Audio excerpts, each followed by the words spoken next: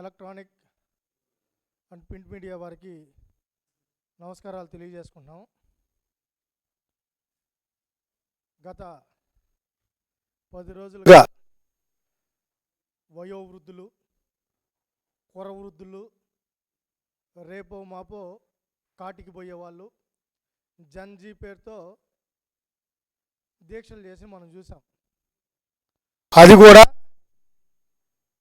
కాళ్ళు ఊపుకుంటా నిరుద్యోగులను అవమానకరంగా అవమానిస్తూ విద్యార్థి లోకమన్నా యువజన లోకమన్నా నిరుద్యోగులన్నా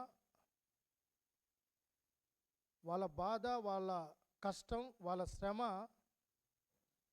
వాళ్ళకి మాత్రమే అది అర్థమవుతుంది. వాస్తవమే, వాళ్ళు నిరుద్యోగులే. ఆడ కూర్చున్న వాళ్ళందరూ టెంట్లో కూర్చున్న వాళ్ళు నిరుద్యోగులే. రాజకీయ నిరుద్యోగులు టెంట్లు వేసుకొని కూర్చున్నారు అధికారం కోసం. నిరుద్యోగుల కోసం టెంట్లు వేసుకొని కూర్చోలా.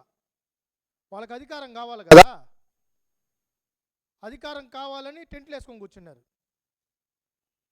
నేను రాష్ట్రంలో ఉన్న ప్రతి నిరుద్యోగికి అప్పీల్ చేస్తున్నాం.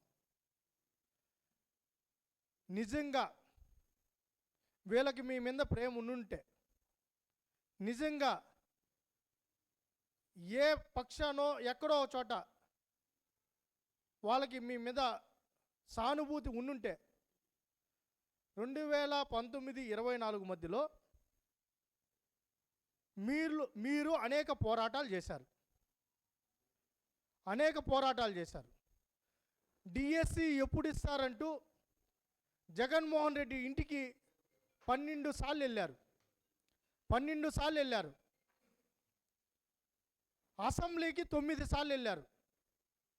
12 సార్లు జగన్మోహన్ రెడ్డి గారి ఇంటికి, 9 సార్లు అసెంబ్లీకి, జిల్లా కలెక్టరేట్లకి 29 సార్లు, జిల్లా కలెక్టరేట్ల దగ్గర 29 సార్లు, ఆర్టీఓ ఆఫీసుల కాడ 20 సార్లు ఆర్టీఓ ఆఫీసుల కాడ, ఎంఆర్ఓ ఆఫీసులకి. అప్పుడు నిరుద్యోగులు, డిఎస్సి అభ్యర్థులు, డిఎస్సికి ప్రిపేర్ అయిన వాళ్ళు వెళ్ళినప్పుడు వీళ్ళు ఎక్కడ ఉన్నారు? ఇప్పుడు టెంట్లు వేసుకొని కూర్చున్నారు చూడు, కాళ్ళు ఊపుకుంటా. ఈ వయోవృద్ధులు, ఈ రాజకీయ నిరుద్యోగులు, కుహానా మేధావులు వాళ్ళు ఎక్కడున్నారు? నిజంగా మీరు ఆ రోజు జగన్మోహన్ రెడ్డి గారిని మీరు అడుగుంటే, అయ్యా జగన్మోహన్ రెడ్డి గారు, ఇక్కడ మీరు ఆ రోజు 2019లో ఊరూరా తిరిగి మెగా డిఎస్సిని పెడతా, నేను అధికారంలోకి వస్తానే ఖాళీగా ఉన్న ప్రతి పోస్టును భర్తీ చేస్తాను, నమ్మండి అని చెప్పి మీరు తిరిగారు. మీరు డిఎస్సి ఇవ్వడం లేదు, నిరుద్యోగులంతా రోడ్డు ఎక్కారు, ధర్నాలు చేస్తున్నారు, వాళ్ళకి మనం మద్దతు ఇవ్వాలి అని చెప్పి మీరు అడుగుంటే ఈరోజు మిమ్మల్ని నమ్ముంటారు. ఆ రోజు ఎక్కడ పడుకోన్నారా? ఏ కొంపలో పడుకోన్నారని అడుగుతున్నాం. ఏ కొంపలో పడుకోన్నారు? అప్పుడు ఎందుకు దీక్షలు చేయాలా? అప్పుడు ఎందుకు మాట్లాడాలా? కేసులు పెడితే ఏం చేశారు మీరు? డిఎస్సి అభ్యర్థులు నిన్న కర్నూలు కొండారెడ్డి బ్రిడ్జ్ సాక్షిగా టీచర్లందరూ గలమిప్పారు, మద్దతు తెలిపారు. ఇది మెగా డిఎస్సినే, ఒక బ్రహ్మాండమైన డిఎస్సి నిర్వహించారు, ఎక్కడ తప్పులు జరగలేదు, మేమే దానికి సాక్షి అని చెప్పి వాళ్ళు గలం విప్పితే అక్కడ మాట్లాడారు. మా మీద ఆ రోజు మీరు కేసులు పెట్టారే, ఆ రోజు ఈరోజు ఇక్కడున్న ఎవరైతే టెంట్లు వేసుకున్న వాళ్ళు ఎందుకు మాట్లాడటం లేదని అడిగారు. దాని మీద ఇంకా ఎందుకు స్పందించలేదని అడుగుతున్నాం. దాని మీద ఎందుకు స్పందించడం లేదు? టీచర్ ఉద్యోగాలే ఖాళీగా లేవని అసెంబ్లీ సాక్షిగా బొత్స సత్యనారాయణ గారు మాట్లాడినప్పుడు ఈ జన్ అని చెప్పుకుంటున్న కురవృద్ధులు జన్ జడ్లో జన్ జీలో ఏందో మాకు అర్థం కాల. దానికి ఏం పేరు పెట్టాలో కూడా మాకు అర్థం కాల.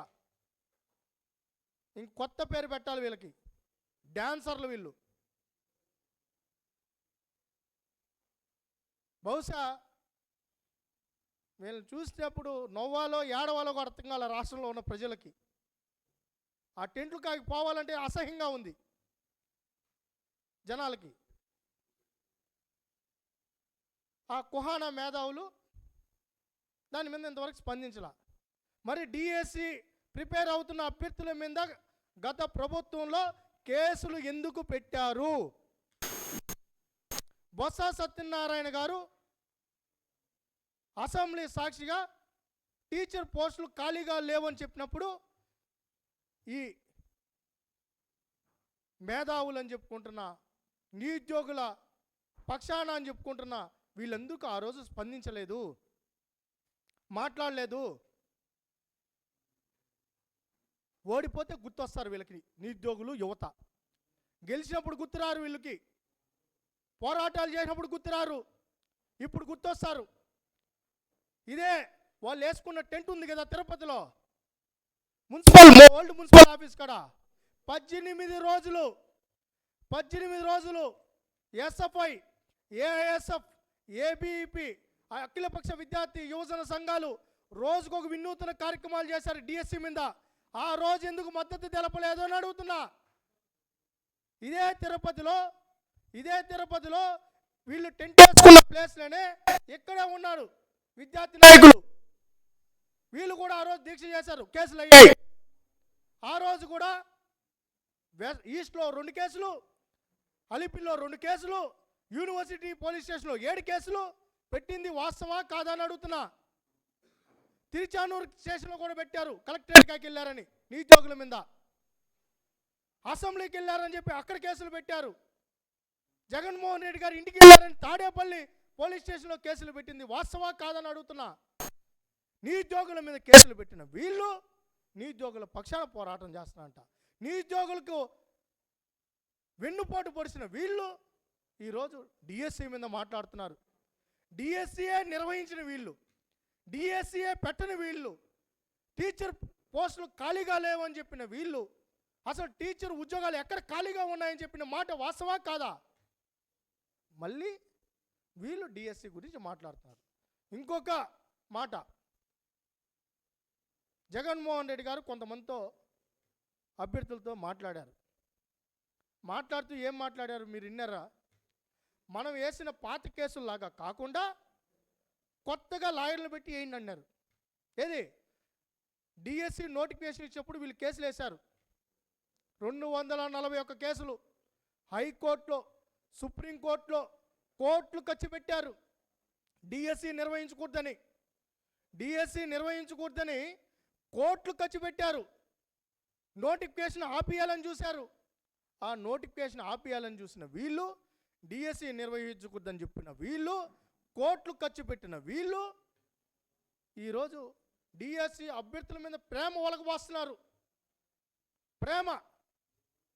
ఆ ప్రేమ ధృతరాష్ట్రుడి కౌగిలి. నిరుద్యోగులకు అందరికీ అప్పీల్ చేస్తున్నాం, డిఎస్సి అభ్యర్థులకు అప్పీల్ చేస్తున్నాం. అమ్మ మేము అడుగుతున్నాం, ఈ అభ్యర్థులు ఎవరైతే వాళ్ళ మీద కూడా మాకు గౌరవం ఉంది. 100 మంది ఆశిస్తారు, కానీ ఉన్న పోస్టులు ఇచ్చిన నోటిఫికేషన్ ప్రకారం కొంతమందికి వస్తాయి, కొంతమందికి రావు. రాని వాళ్ళకి బాధ ఉంటుంది. ఆ బాధను కూడా అర్థం చేసుకొనే ఇప్పుడు ఇంకో డిఎస్సి ఇస్తున్నాం. ప్రతి సంవత్సరం డిఎస్సి ఇస్తాం. లోకేష్ గారు స్పష్టంగా చెప్పారు, ప్రతి సంవత్సరం డిఎస్సి ఉంటుంది, జాబ్ క్యాలెండర్ ఉంటుంది. గతంలో నిరుద్యోగులు మనోవేదనకు గురయ్యారు. వాళ్ళు గ్రూప్ 1, గ్రూప్ 2 కానీ డిఎస్సి కానీ ఏదైనా పోస్టులకు నోటిఫికేషన్ ఎప్పుడు వస్తుందో, ఈ సంవత్సరం వస్తుందా, ఆ సంవత్సరం అని మగ్గిపోయేవాళ్ళు. కోచింగ్ సెంటర్లు కూడా వేలు ఖర్చు పెట్టి పుస్తలతో కూడా తనఖా పెట్టిన రోజులు ఉన్నాయి. కానీ ఈరోజు ఆ పరిస్థితి లేదు. గుండె మీద చేసుకొని నిరుద్యోగి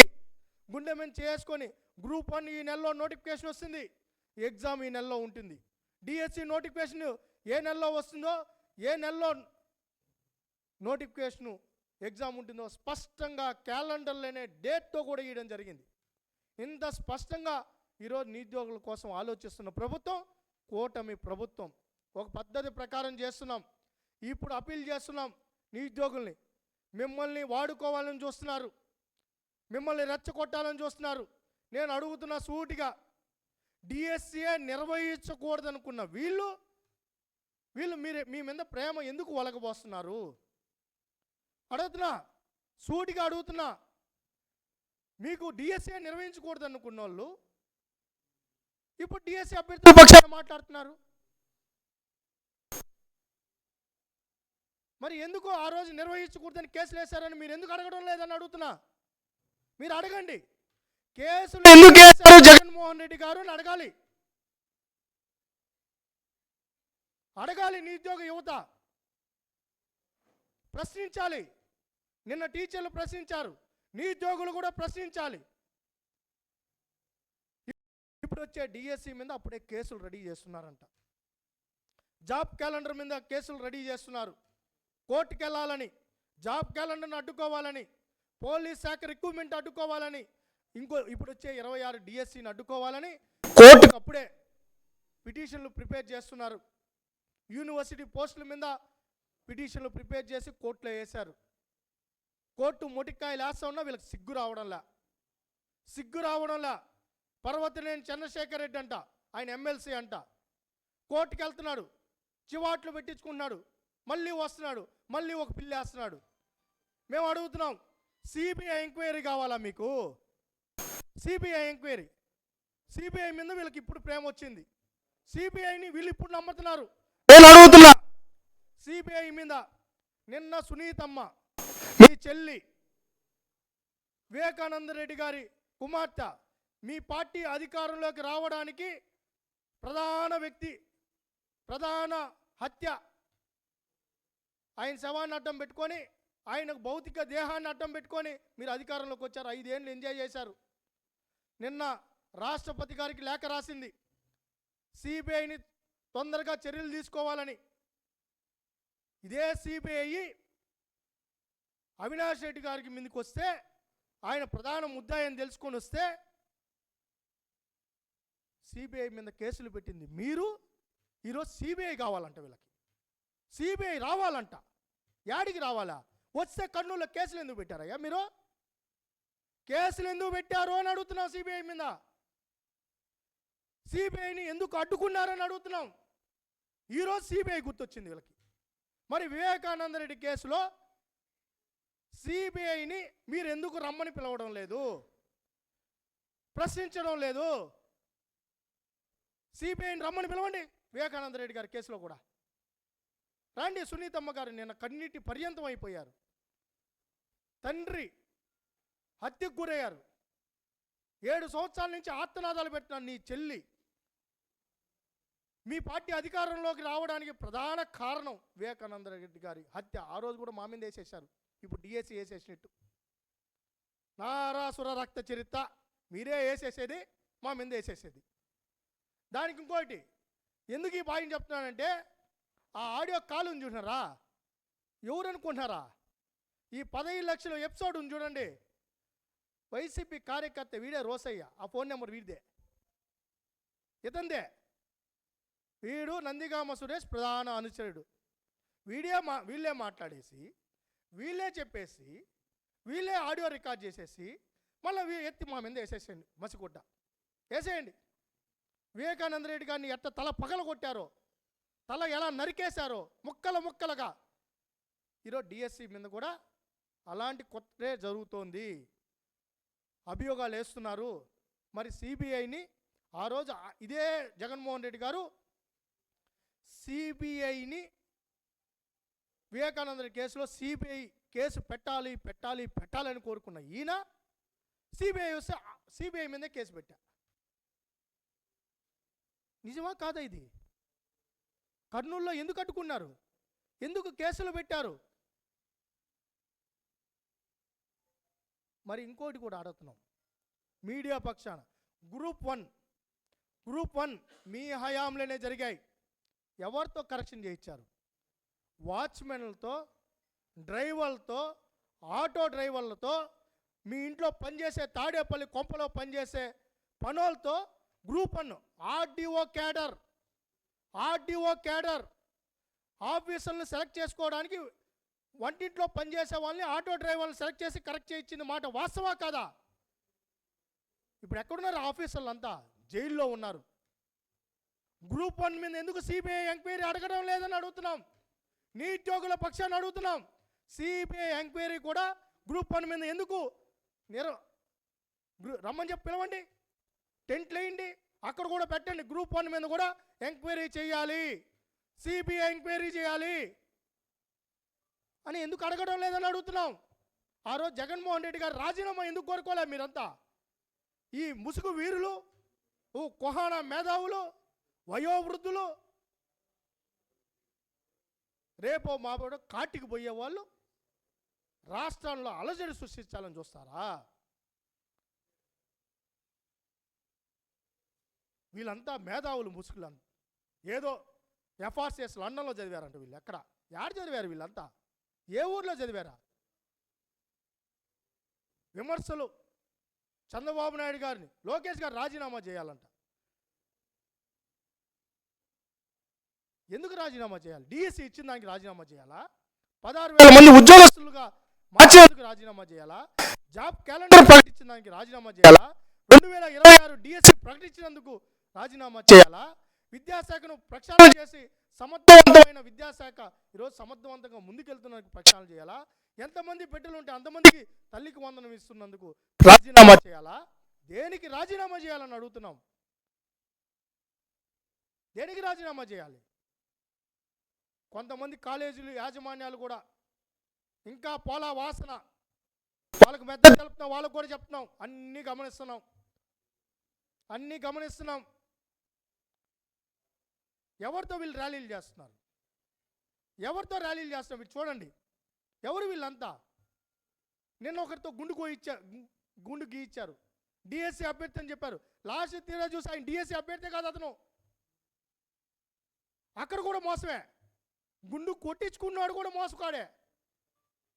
ఎంత మోసం చేస్తారు? ఎంత నమ్మించాలని ప్రయత్నం చేస్తారు మీరు? మేము అడుగుతున్నాం. స్పోర్ట్స్ నోటిఫికేషన్ ఎడ్యుకేషన్ డిపార్ట్మెంట్ ఇచ్చింది. మా అధికారులు స్పష్టంగా మా సెక్రటరీ గారు, మా ఎండి గారు చెప్పారు. ఎడ్యుకేషన్ డిపార్ట్మెంట్ ఆన్లైన్లో ఫస్ట్ టైం స్పోర్ట్స్ అథారిటీ ఆన్లైన్లో అప్లికేషన్ తీసుకునింది. సర్టిఫికెట్లు స్పోర్ట్స్ అథారిటీ ఇవ్వదని స్పష్టత ఇచ్చాం. అసోసియేషన్స్ ఇస్తాయి, ఫెడరేషన్స్ ఇస్తాయి. దాని మీద జెన్యూనిటీ కూడా వాళ్ళకే రాయాలి. ఆ అసోసియేషన్స్ ఎవరంటే వైసీపీ. మొత్తం అసోసియేషన్స్ అన్ని వైసీపీ చేతుల్లో ఉన్నది. వాస్తవా కాదా? అథ్లెటిక్స్ కావాలంటే పేపర్ కటింగ్స్ పంపిస్తాం. వైవి సుబ్బారెడ్డి గారు అథ్లెటిక్ అసోసియేషన్, ఇదే జూడో అసోసియేషన్ 2022లో ఆనం నారాయణ రెడ్డి గారి సమీప బంధువుని దించేసి వైసీపీ సజ్జల రామకృష్ణారెడ్డి గారి ఇంట్లో మధ్యస్థం జరిగింది. వాస్తవా కాదని అడుగుతున్నాం. సజ్జల రామకృష్ణారెడ్డి గారు ఇదే జూడో అసోసియేషన్ని బెదిరించింది వాస్తవా కాదని అడుగుతున్నాం. ఆనం నారాయణ రెడ్డి గారు ఇప్పుడు ఎండోమెంట్ మినిస్టర్గా ఉన్నారు. వాళ్ళ సొంత బంధువుని, తమ్ముడిని జూడో అసోసియేషన్ వెళ్ళగొట్టింది వాస్తవా కాదా? మీరంతా తప్పులు చేసి తప్పుడు నాయకత్వం వహించి మా మీద ఆరోపణలు చేస్తారా? ఎవరు వాళ్ళని అడుగుతున్నాం. నోటుకొచ్చేట్టు ఏదో మేధావుల్లాగా వివరిస్తున్నారు. నేను అడుగుతున్న, గ్రామ సచివాలయంలో స్పోర్ట్స్ కోటా కింద ఇచ్చిన ఉద్యోగాల సర్టిఫికెట్లు ఎక్కడున్నాయి? కుప్పలుగా ఉన్నాయి. ఆర్టీఐ ఏసీ మేము ఇచ్చి పంపిస్తున్నాం, మా దగ్గర సమాచారం లేదు అని. ఎందుకంటే సమాచారం లేదు కాబట్టి సర్టిఫికెట్లే లేవు. గ్రామ సచివాలయాల్లో రిక్రూట్ అయిన క్రీడాకారులు అని చెప్పుకుంటున్న ఎవరైతే ఉన్నారో ఆ సర్టిఫికెట్లు స్పోర్ట్స్ అథారిటీ దగ్గర లేవు. దాదాపు 40 ఆర్టీఐలు పడ్డాయి, లేవు. ఈరోజు ట్రాన్స్పరెన్సీ ఉంది. తప్పు చేయలేదు కాబట్టి ఆన్లైన్లో సర్టిఫికెట్లు పెట్టాం. మరి గ్రామ సచివాలయాల ఉద్యోగాలకు సంబంధించిన సర్టిఫికెట్లు ఆన్లైన్లో అప్పుడున్న రోజాగా ఉన్న మంత్రి ఎందుకు పెట్టలేదని అడుగుతున్నాం. స్పోర్ట్స్ మినిస్టర్గా ఆమె కదా ఉన్నింది, మరి పెట్టిందా అని అడుగుతున్నాం. మేము సవాలు విసురుతున్నాం. గ్రామ సచివాలయాల్లో ఉద్యోగాలు ఇచ్చిన లిస్ట్ ఎక్కడుంది? మెరిట్ లిస్ట్ ఎక్కడుంది? ఏ క్రీడలో ఆడారు, ఏ సర్టిఫికెట్తో ఉద్యోగం వచ్చిందో బయట పెట్టే దమ్ము ధైర్యం మీకుందా అని అడుగుతున్నాం. 2022 నుంచి అసోసియేషన్ కోర్టులో ఫైట్ చేస్తుంటే విజిలెన్స్కి రాస్తే మీరేం చేశారని అడిగాం. గ్రామ సచివాలయ లిస్ట్ అడిగారు. ఇలా ఇలా 2019-24 మధ్యలో క్రీడా కోటా కింద వచ్చిన ఎవరైతే ఉద్యోగస్తులు లిస్టే లేదు, వీళ్ళే పంచుకున్నారు. ఈరోజు స్పష్టత ఉంది. సవాలు విసురుతున్నాం. మేము తప్పు చేయలేదు కాబట్టే ఈరోజు ఆన్లైన్లో పెట్టడం జరిగింది. సర్టిఫికెట్ ఇచ్చేది అసోసియేషన్స్, జెన్యూనిటీ ఇచ్చేది అసోసియేషన్స్, ఫెడరేషన్స్, ఒలింపిక్ అసోసియేషన్స్. మా పాత్ర ఏంటి? మా పాత్ర ఏంటని అడుగుతున్నాం. వాళ్ళు ఇచ్చిన దాని మీద నిజమా కాదా అని చెప్పి, నిజమైతే నిజం, అబద్ధమైతే అబద్ధం అని చెప్పి పంపించేదే మా పాత్ర. క్రీడాకారులను కూడా మేము ఎంపిక చేయము, వాళ్ళే ఎంపిక చేయాలి. ఒలింపిక్స్కి వెళ్ళాలన్నా వాళ్ళ ద్వారానే వెళ్ళాలి. నేషనల్ గేమ్స్కి బిడ్ వేయాలన్నా ఒలింపిక్ అసోసియేషన్ ద్వారానే బిడ్ వేయాలి. మేము వేయడానికి లేదు, ఈ చట్టం చెప్తుంది. అయితే ఫెడరేషన్ గుర్తింపు ఉన్న అసోసియేషన్ని మాత్రమే రికగ్నైజ్ చేసే అథారిటీ స్పోర్ట్స్ అథారిటీకి ఉంది. స్పోర్ట్స్ అథారిటీ దగ్గర గుర్తింపు పొందిన అసోసియేషన్స్కి మాత్రమే మేము ఎలిజిబిలిటీస్ ఇస్తాం. ఇదే మా పాత్ర. దాన్ని తీసుకొని వచ్చి అనకాపల్లికి అత్తాపూర్కి లింక్ పెట్టిట్టు వీళ్ళకి నా మీద ఉన్న కోపంతో డిఎస్సి అభ్యర్థులు మేము చూపిస్తారా? వాళ్ళకి భయం. రవినాయుడు నాయకుడిగా ఎదిగిపోతున్నాడు. ఈ తిరుపతిలో 2 ఉన్నారు, అన్నిట్లో దొరికిపోయారు. వ్యాపారాలు లేవు, 100 ఎకరాల భూములు ఉన్నాయి. వ్యాపారాలు లేవు, కోట్లు సంపాదించారు. వ్యాపారాలు లేవు. మరి రోజుకు ఒక కార్యక్రమం ఎలా చేస్తున్నారో మాకు అర్థం కాలే. ఎక్కడి నుంచి వస్తుందో ఆ డబ్బు? లగ్జరీ మరి ఏంటో మాకు అర్థం కాల. వాళ్ళు రవినాయుడు మీద కోపంతో నాయకుడిగా ఎదిగిపోతున్నాడు, భవిష్యత్తుగా వాళ్ళకి ఇబ్బంది వస్తుందని నా మీద, జేబీ శ్రీనివాస్ గారి మీద తిరుపతిలో నిద్ర లేసే రచ్చ. ఓ 10 మందిని పెట్టుకున్నారు. ఈరోజు అయిపోయింది కదా ఆదివారం, ఈ వారం అంతా తిత్తాం. మళ్ళీ నేను ఆదివారం వచ్చి మాట్లాడాలి. రోజు ఆడ బిఆర్ నాయుడు గారిని ఆడ తెస్తారు, ఆయన్ని నన్ను జేబీ శ్రీనివాస్ గారిని ఇక్కడ తెస్తారు. వీళ్ళకి నిద్ర లేస్తే ఈ 3 పేర్లు గుర్తొస్తున్నాయి. లేదంటే లోకేష్ గారు ఇప్పుడు రాజీనామా చేయాలంటే. ఎందుకు? మాకు మద్దతు తెలుపుతుంది. ర్యాలీలు చేస్తున్నారు. దేనికి ర్యాలీలు చేస్తున్నారు? దేనికి ర్యాలీలు చేస్తున్నారు నాకు అర్థం కాల. డిఎస్సి అభ్యర్థులు 16,000 పోస్టులు తీసేయాలంట, సిబిఐ ఎంక్వైరీ చేయాలంట. ఉద్యోగాలు వస్తే తీసేయమని చెప్పిన దరిద్ర పార్టీ ఏదైనా ఉందంటే ఇదే పార్టీ, వైసీపీ పార్టీ. ఎవరయ్యా వీళ్ళు? నేను అడుగుతున్నాం, ఎవరు వీళ్ళు? మీరెవరు అడిగేదానికి? ఉద్యోగాలు ఈయన వాళ్ళు మీరు, డిఎస్సి నిర్వహించిన వాళ్ళు మీరు. ఈరోజు డిఎస్సి గురించి మాట్లాడతారా? సిద్ధంగా ఉన్నాం. ఎవడన్నా తప్పు చేస్తే చర్యలు తీసుకునేదానికి సిద్ధంగా ఉన్నాం. ఎవరిని వదిలిపెట్టాం. ముఖ్యమంత్రి గారు స్పష్టమైన ఆలోచనతో ఉన్నారు. తప్పు చేస్తే ఎవరిని వదిలిపెట్టరు. అభ్యర్థులు ఊరి మాట్లాడటంలా వీళ్ళు మాట్లాడుతున్నారు.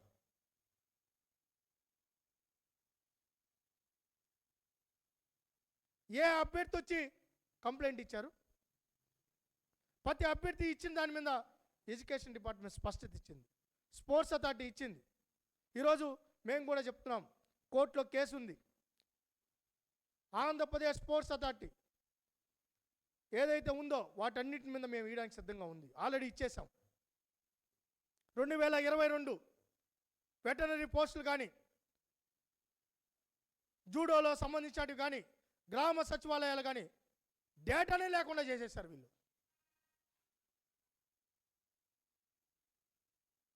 నాశనం చేసి వీళ్ళు ఈరోజు రాష్ట్రం అంతా క్రీడామయమైంది. క్రీడా అభివృద్ధి జరుగుతుంది, మంచి జరుగుతుంది, ప్రోత్సాహాలు అందుతాయి, మెడలిస్టులు తయారయ్యారు. ఈ టైంలో ఏది పడితే అది మాట్లాడుతున్నారు. నేను రిక్వెస్ట్ చేస్తున్నా నిరుద్యోగులారా, కూటమి ప్రభుత్వం మీకు అండగా ఉంది. సంఘాలకు కూడా విజ్ఞప్తి చేస్తున్నాం, విద్యార్థి యువజన సంఘాలకు విజ్ఞప్తి చేస్తున్నాం. ఇచ్చిన మాట ప్రకారం ప్రతి పోస్టును భర్తీ చేస్తాం. ప్రతి సంవత్సరం జాబ్ క్యాలెండర్ విడుదల చేస్తాం. ప్రతి సంవత్సరం డిఎస్సిని విడుదల చేస్తారు మా లోకేష్ గారు, ముఖ్యమంత్రి గారు, పవన్ కళ్యాణ్ గారు.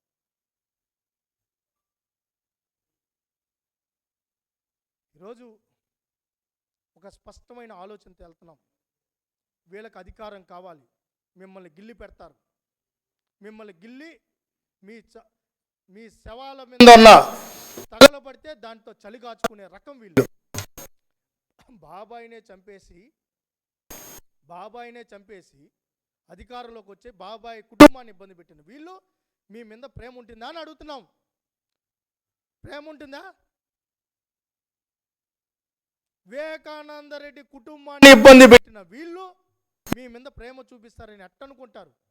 కసాయోని జగన్ పార్టీని,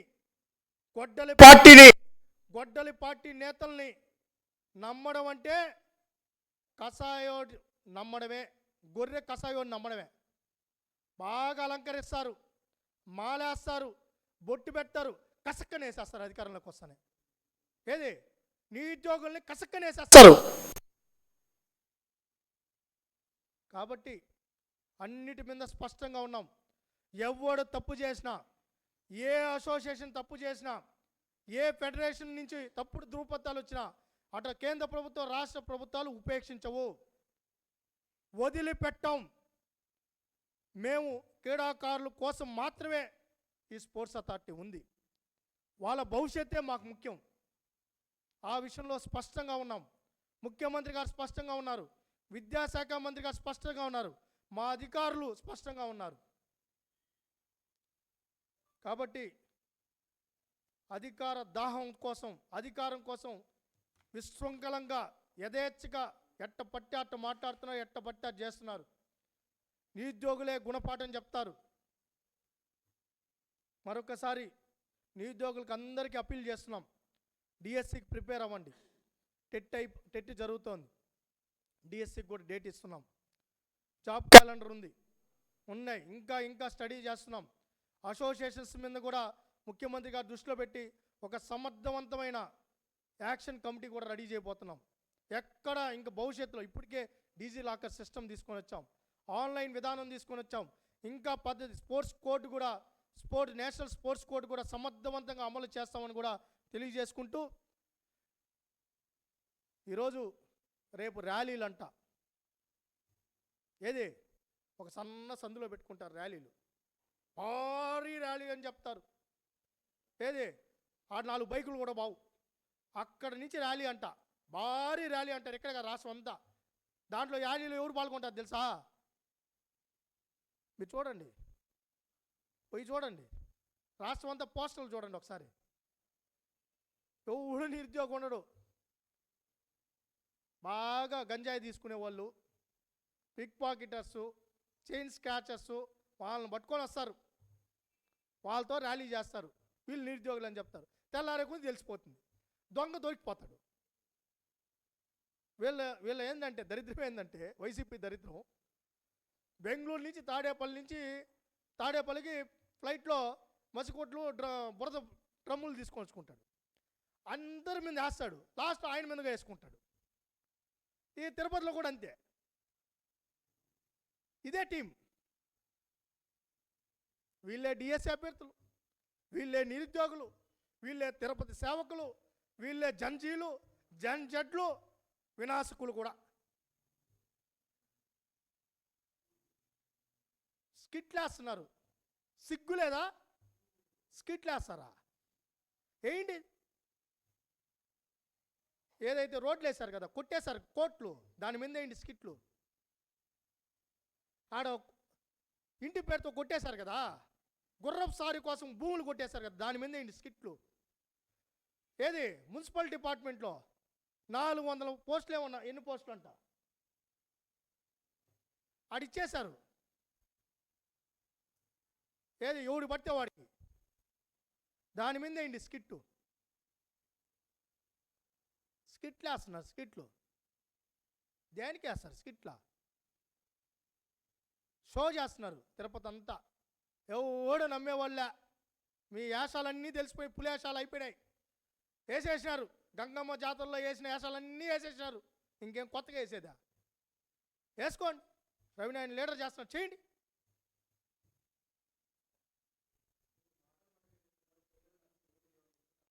రోజా స్పోర్ట్స్ మినిస్టర్ కదా, చేసింది కదా. జీవో నెంబర్ 4 ఎలా వచ్చిందో నాకు తెలుసు కదా. నేను సవాల్ ఇస్తున్నా, నేను బహిరంగ చర్చకు సవాల్. రోజాని రమ్మని చెప్పండి, నేను వస్తా. మళ్ళా ఎవరో అంటే నేను కుదరదు. రోజాని రమ్మని చెప్పండి, పేకాట ఆడినోడికి ఉద్యోగం వచ్చుంటే అక్కడే ముక్కు రోడ్డు మీద గీసుకుంటా. పేకాట ఆడినోడికి అంటే బ్రిడ్జ్ గేమ్ బాధేస్తున్నా, ఆ మాట చెప్పాలంటే కూడా నాకు బాధేస్తాను. బ్రిడ్జ్ గేమ్ అని ఏదైతే వీళ్ళు చెప్తున్నారో ఆ బ్రిడ్జ్ గేమ్ని మేము రికగ్నైజ్ చేయాల. ఆ బ్రిడ్జ్ గేమ్ని రికగ్నైజ్ చేసింది government of India, MYAS minister of sports authority. అది ఏషియన్ గేమ్ క్రీడ కాబట్టి వాళ్ళు రికగ్నైజ్ చేశారు. స్పోర్ట్స్ కోడ్ ప్రకారం, స్పోర్ట్స్ పాలసీ ప్రకారం, కేంద్ర ప్రభుత్వంలో ఏదైతే నిబంధనల ప్రకారం అక్కడున్న క్రీడలు ఇక్కడ మేము ఇవ్వాలి. ఇచ్చిన ప్రకారం దాన్ని కూడా బి కేటగిరీలో పెట్టాం. బి కేటగిరీలో పెట్టాం. అసోసియేషనే లేదు ఇక్కడ, అసోసియేషనే ఈ రాష్ట్రంలో లేదు. ఆడినోళ్ళు లేడు, ఆడిస్టోళ్ళు లేడు, ఉద్యోగమే లేదు. లేనప్పుడు వీళ్ళు ప్రజల్ని పక్కదారి పట్టించడానికి ఏదో ఒక మాట చెప్తే పేకాట, ఉద్యోగం, టీచరు అంటే ఏదో నమ్మేస్తారని, బాగా సెన్సేషనల్ అవుతుందని పిచ్చి మాటలు మాట్లాడతారా? నేను సవాల్ ఇస్తున్నా, నువ్వు స్పోర్ట్స్ మినిస్టర్గా చేసావు కదా, మరి రా, అన్నిటి మీద చర్చిద్దాం. నీ హయాంలో ఇచ్చిన ఉద్యోగాల మీద, మా హయాంలో ఇచ్చిన ఉద్యోగాల మీద, మీ హయాంలో ఏ శాఖలో ఏం చేశారో, ఏం పడ్డారో ఆడదాం, అందరి మీద కూడా చర్చిద్దాం. అన్నిటి మీద చర్చిద్దాం. గ్రామ సచివాలయాల మీద చర్చిద్దాం. రా, డేటా ఎత్తుకొని రా. ఎక్కడ టీచరు పేకాట అన్నోడికి టీచర్కి ఉద్యోగం ఇచ్చారు రాని చర్చిద్దాం. ఊరికే మైకులు పెట్టే మాట్లాడేస్తే ఏదంటే అది మీడియాలోకి వెళ్ళిపోతే జనాలు నమ్మేస్తారు అనుకుంటే నమ్ముతారా? పిచ్చి మాటలు, పిచ్చి ప్రేరణ. నేను సవాల్ ఇస్తున్నా, పేకాట ఆడినోడు ఉద్యోగం వచ్చిందని తీసుకొని చెప్పమని, నిరూపించమనండి. అక్కడే ముక్కు రోడ్డు మీద గీసుకుంటా. మరి ఆమె గీసుకుంటుందా? క్షమాపణ చెప్తుందా? లోకేష్ గారికి క్షమాపణ చెప్తున్నా అని అడుగుతున్నా. ముఖ్యమంత్రికి క్షమాపణ చెప్తున్నా అని అడుగుతున్నా. ఫస్ట్ ఏం చెప్పారు? సర్టిఫికెట్లే లేకుండా ఉద్యోగాలు ఇచ్చారు. లేదు, సర్టిఫికెట్లు ఉన్నాయి చూసుకోండి అన్నాం. అవి ఫేక్ సర్టిఫికెట్లు అన్నారు. అయ్యా ఆ సర్టిఫికెట్లు మేము ఇవ్వము అన్నాం. మళ్ళీ ఏమన్నారు? అసోసియేషన్ తెలుగుదేశం నాయకులు ఉన్నారు అన్నారు. అయ్యా మా వాళ్ళు లేరు, మీ వాళ్ళే ఉన్నారు అని చెప్పాం. దాని తర్వాత ఏమన్నారు? బ్రిడ్జ్ గేమ్ పేకాట ఆడిన వాళ్ళకి అన్నారు. అయ్యా మేము ఇవ్వలేదంటే ముందే చెప్పాలి కదా అన్నారు. ముందే చెప్పాలి కదంట. ఏది వీళ్ళు పేకాట ఆడిన వాళ్ళకి ఉద్యోగాలు ఇచ్చారని వీళ్ళు మాట్లాడతారని మీకు కలగని జగన్మోహన్ రెడ్డి గారు చూసుకుంటా చూడు పక్కన. మాకు అట్లా రావే ఎవరు మాకు కళ్ళకి, మాకు రానప్పుడు మేమేం చేసేది? ఈ పక్క ఆ పక్క మాకు వల్ల చూసినా మాకు ఎవరు కనపడరే, చెప్పరే. మరి వీళ్ళకైనా వచ్చారు, మేము ముందే ఊహించుకొని చెప్పాలంట. దాని తర్వాత ఏం చెప్పారు? ఆన్లైన్లో లేదు, పోయా ఉంది చూసుకోండి అంటే ఇప్పుడు కొత్తగా సర్టిఫికెట్లు ఏదో అసోసియేషన్. మరి అసోసియేషన్ మీద కేసు వేయండి అంటున్నాం. ఆ అసోసియేషన్ మీద కేసు వేయండి, చర్యలు తీసుకునే దానికి సిద్ధంగా ఉన్నాం. వేయండి. మీకు దమ్ముంటే అసోసియేషన్ మీద కేసు వేయండి, వాళ్ళు కూడా మీ వాళ్ళే. బురద మాకు, మేము తుడుచుకుంటా కూర్చోవాలి. ఖాళీగా కూర్చోన్నారు. పని బాట లేదు. అభివృద్ధి జరుగుతూ ఉంటే అడ్డంకులు, కంపెనీలు వస్తూ ఉంటే కేసులు. భోగాపురం మీద కేసేసా, గూగుల్ మీద కేసేసా, అన్నిటి మీద కేసులే. ఉద్యోగాలు రాకూడదు, ఉపాధి రాకూడదు, పరిశ్రమలు రాకూడదు, పెట్టుబడి రాకూడదు. నిన్న అప్పుడే బిఆర్ నాయుడు ఇంకొత్త చైర్మన్ ఎవరు అంటే ఏమంత కోపం బిఆర్ నాయుడు గారి మీద నాకు అర్థం కాల. కొత్త చైర్మన్ వీళ్ళకి మాకు లేని ఇంట్రెస్ట్ వీళ్ళకేందో మాకు అర్థం కాల. కాబట్టి వీళ్ళ నాటకాలు అన్నీ ప్రజలకు తెలుసు. నిరుద్యోగులను కూడా అర్థం చేసుకోమని కోరుకుంటున్నా.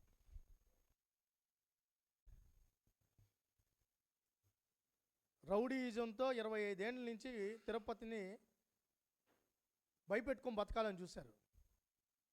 వాటికి బీటలు పడ్డాయి. ఏదో చేయాలని చూస్తున్నారు, ఒక్క బోర్ల పడుతున్నారు. మేము ఒకటే చెప్తున్నాం, తిరుపతికి దాడుల సంస్కృతి ఎవరు తీసుకొని వచ్చారు? ఫ్యాక్షన్ సంస్కృతి ఎవరు తీసుకొని వచ్చారు? వీళ్ళంతా ఎవరని అడుగుతున్నాం. ఇప్పుడు ఏదో కొత్త మాట అంట, గుంటూరు జిల్లా రౌడీజం. గుంటూరు జిల్లాలో ఏం రౌడీజం నాకైతే తెలియదు. కడపలో రౌడీజం ఉండింది, గుంటూరు జిల్లాలో ఎక్కడ రౌడీజం ఉండింది? కడపలోనే కదా రౌడీజం ఉండింది. కడపలో రౌడీజం ఉండింది, గోండాయిజం ఉండింది, వాళ్ళని ఫ్యాక్షనిస్ట్ అంటాను. గుంటూరు ఫ్యాక్షనిస్ట్ అని ఎక్కడ నన్నారా? నేను అడుగుతున్నా. బాధేస్తుంది. ఒక సమర్థవంతమైన నాయకుడు వస్తే ఆయన మీద దాడి చేస్తున్నారు. ఏంటి వీళ్ళు ప్రశ్నించకూడదు, వదిలేయాలి. వీళ్ళు ఆడిందే ఆట పాడిందే పాట అయిపోవాలనుకున్నా, అదంతా జరగదు, అయిపోయింది. తిప్పికొట్టే రోజులు వచ్చాయి. రోజు పెరుగన్నం తిని పడుకోవాలి.